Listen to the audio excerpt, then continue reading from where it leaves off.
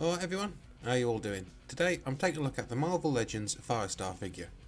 This figure is actually really cool. It's one I was looking forward to for quite a while. But this is going to be a great review. Oh, well, it's a review of a great figure. Hopefully that makes it a great review. Who knows? Before I start, I managed to pick this fine figure up from the nice people over at Comics and Cocktails. Another purchase from them. No troubles, no worries. Great service, free shipping. Highly recommended. So then, you know how I do things around here. Before we get into the figure, I'll have a quick discussion about, well, where the figure comes from, its background. And this figure is actually quite special to me. You see, one of my favourite cartoons growing up was Spider-Man and His Amazing Friends.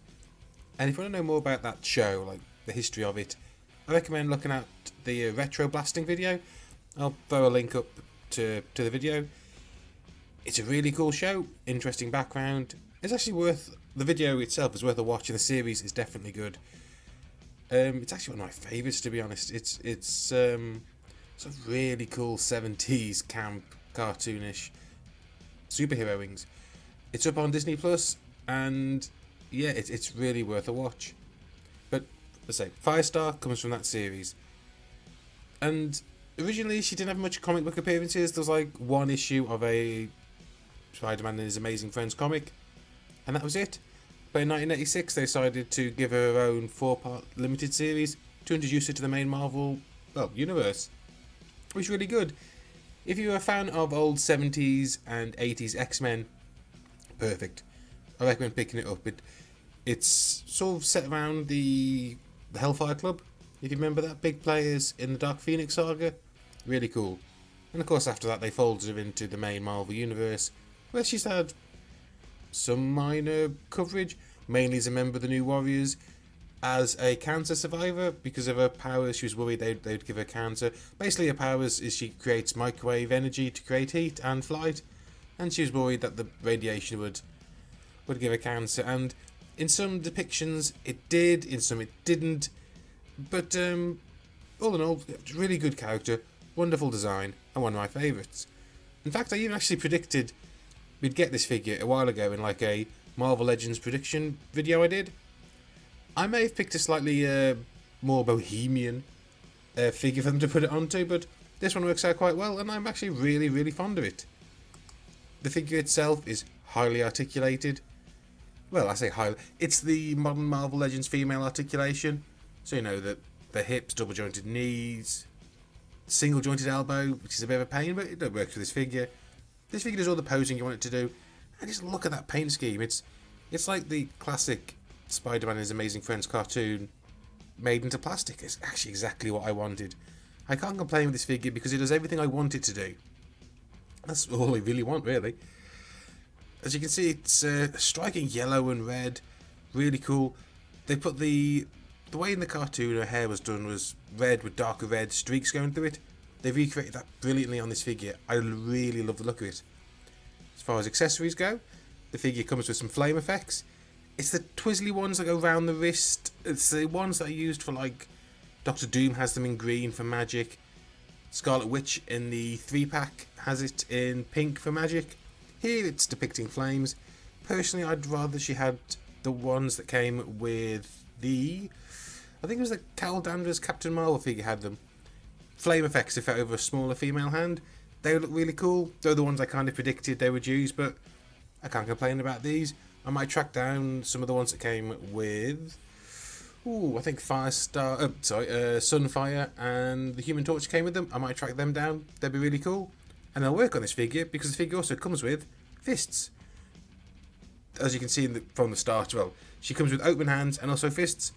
Really cool. Nice to see more female figures with hand options. It's something like Hasbro didn't really seem to like to do until recently. You'd always get them with like one open hand or two open hands and no fists, or just, I don't know, just weird. Weird they wouldn't put more hand options with the female figures like they did with the males, but they're changing their ways and I can't knock them for that. Another great thing the figure comes with, an alternate head, much more in keeping with a comic book appearance. The mask is slightly different, it has slightly like a frayed winged edge. That's cool. The hair is windswept, it lacks the cartoon aesthetic of the darker red streaks. It's really good red hair. I can't knock it. It's nice if you were to do a, well, it's a custom figure. I can think there's a couple of red-haired superheroines that look really cool on. And the figure, oh, actually, one thing I don't normally bring up with Marvel Legends, and I'm going to do it here, is the packaging. Because the packaging on this is really, really cool. Just look at this thing. The art on it looks great. I don't normally keep packaging for Marvel Legends. This one I will. I mean, just look at this art on the back by, what's his name? David Nakayama. That's the artist. It's really great art. I'd really like a print of just his Firestar. This looks really cool. I'd want this framed. It's really nice. I might see if I can track down somewhere that'll do a print of it, because, yeah, it's got the kind of thing where this would look really cool as a big poster. Really, really cool. Not only that, but something you normally see in, like, Transformers Studio Series figures, when they sell them, the inside of the box is a separate piece, which is actually a diorama piece. It doesn't quite work as well here as it does with the Studio Series and Transformers, but as you can see, it's the inside of the apartment that she shared with Spider-Man and Iceman in the TV show. That's been faithfully reproduced in this interior packaging art. And you can even get like a larger scale version of that. That's out there. Something else I might actually get printed off in a large scale as a backdrop. It just looks so cool. And I mean that's an extra level of, I don't know, just them going above and beyond what they needed to do and doing something that is really cool and is really, I know, appreciated. And speaking of appreciated, she comes with another little figure in the pack. This I wouldn't have expected, but they did it. It's brilliant. It's Miss Lion. A small, yappy dog. I don't know what the breed is. It might actually be a real breed. I don't know anything about dogs, folks. Cats and rabbits are my forte, but not dogs. It's a cute white dog. It was in the in the cartoon show, like back in the 70s. All TV shows, or cartoon shows, sorry, had to have a animal sidekick. In this case, it was a small, very intelligent dog named Miss Lion. Though apparently the character's male in some depictions and female.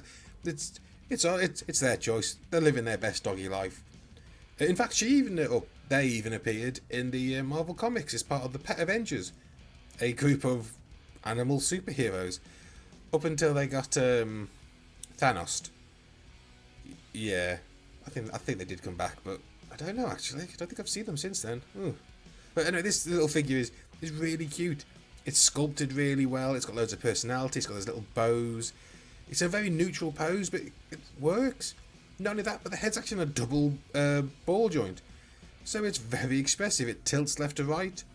You can turn it either way. It's a really great little packing accessory that I wasn't expecting, but I'm actually really glad we got. It's something that's really, really cool.